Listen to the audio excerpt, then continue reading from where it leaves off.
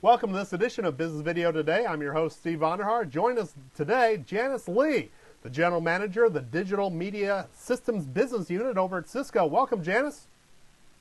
Thanks, Steve. Glad to be here. So tell us a little bit about your role at Cisco. What do you do on a daily basis? What markets are you focusing on for Cisco?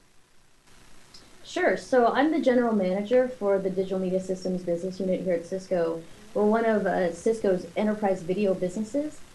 And the product portfolio that I cover includes things such as digital signage, as well as enterprise content delivery networks infrastructure for any organization that wants to deliver video effectively over their network to employees, customers, etc.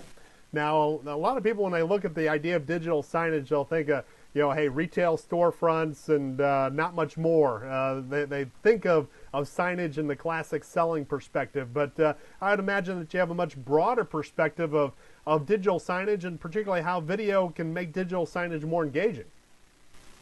Yeah, and signage is not a new market. It's been around for quite a while, and when a lot of people think of signage, it's often poster replacement, right? And that's actually how signage started, but it's evolved quite a bit since then into interesting use cases that even we hadn't thought of. And so signage started as poster replacement. It was one-way static communication. And now even when you go to the airport or hotels or stadiums, you're starting to see interactivity, dynamic real-time data, right? And even more engaging content that becomes very personal. So when we look at digital signage, is it something that can even be deployed, say, in the corporate break room as well as the retail storefront? What are some different ways? You mentioned some case studies of how people are using it. For those who aren't that familiar with digital signage, how can it play a role in daily business communications? Yeah, so the two examples that you gave, corporate break rooms and in retail or storefront locations, it definitely is dual purpose. And a lot of organizations, when they first think about signage, they think about it to target customers at the point of sale or at the point where they're making a buying decision. But once you've made that investment, wherever you've got customers, you've got employees as well, right? So it does serve two purposes during business hours and during non-business hours. We've seen some really creative stuff happening in terms of what you do with signage to target customers. One of the examples is, one of the top retailers in the world, for instance, is now using interactive signage as a digital sommelier, right? So that when you walk into their wine section, you can instantly enter the type of meal you're preparing for the night, and it'll recommend different types of wine pairings and then point you to the location of the wine. And so that's a way to upsell, right, based on information that's provided by the consumer. The other thing that they're doing is they're using interactive signage to become virtual showrooms for their appliances. So from a business perspective, it allows them to reduce the floor space that they were taking up to showcase large appliances that didn't move in terms of volume. And often these are things customers couldn't take with them anyway, right? So by offering interactive signage, they gave customers the interactivity, all the information that customers needed with video and rich media and data to make a buying decision, instantly place the order, and then have the appliance delivered to their homes. So what they did with the floor space that they were able to free up is actually stock it with high volume products such as toilet paper, right? Things that you do come to the store to pick up and take home with you. So I guess some people might ask, what's the difference between digital signage and, say, just a basic customer kiosk? I think that what you'll say is that digital signage is much more expansive and can handle a wider range of applications. But for those who aren't familiar with the differences, how should we distinguish the two? Yeah, so, digital signage is much broader than just a kiosk. It certainly has kiosk-like functions, right? And when a lot of us think of kiosks, we think about touch screen interactivity so that you can make content choices. But digital signage can offer different types of interactivity and personalization that doesn't require touch screen. For instance, if you saw some type of commercial, for instance, or an advertisement on a digital sign, you can then opt in to have that content be delivered to your mobile device as you're walking around the store, right? That's not a kiosk.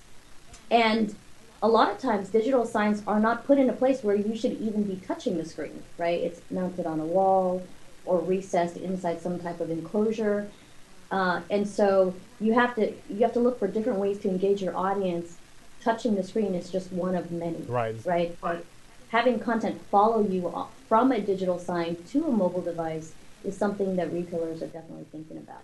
So when we look at digital signage applications, do they really, and they're one-to-many type of communications capabilities, do they set the stage for video to be implemented in other ways within the enterprise, whether that be video coming to the desktop, video you mentioned to mobile devices? Right. How does digital signage kind of lay the groundwork or lay the foundation for broader adoption of video within the enterprise? Yeah, well, I think a lot of organizations are realizing now that the content that they put on a digital sign often targets customers, but that same content is absolutely relevant to employees, right? Because whatever it is that you're trying to sell to customers, your employees need to know about so that they can represent your product or your service or your offering. And so the content gets shared then across different channels, if you will.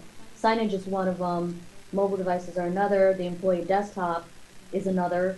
And then, we're seeing sort of the rise of tablets, not just in the consumer space, but definitely in the workplace. For instance, I've got my tablet that I take with me to every meeting, right? Don't leave home without it. Yeah, exactly. So that's where signage content is now starting to span or starts at the large display in a public venue, Right. and now is being ported over to basically any glass.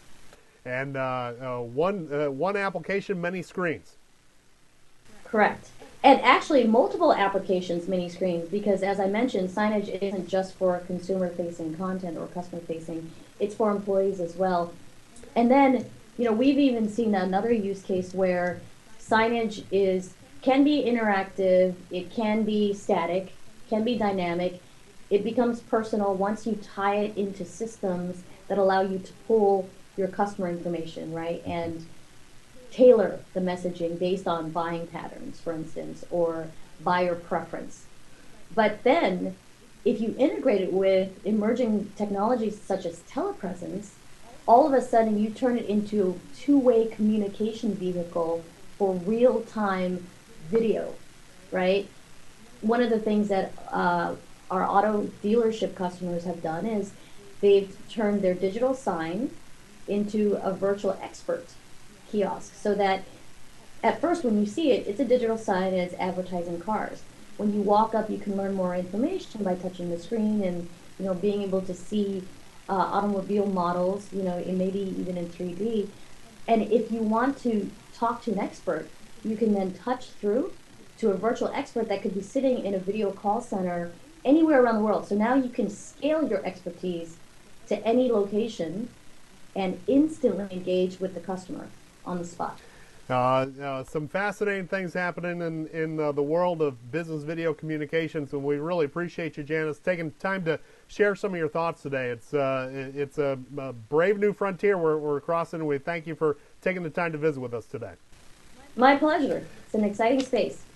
And that's all the time we have for this edition of Business Video today. Be sure to join us and for future editions and more interviews with business video thought leaders. And be sure to mark your calendars for February 1st to February 3rd, 2012 for the Business Video Expo, where leaders in the business video space will be gathering to talk about innovation and adoption trends in corporate communication implementations of online video.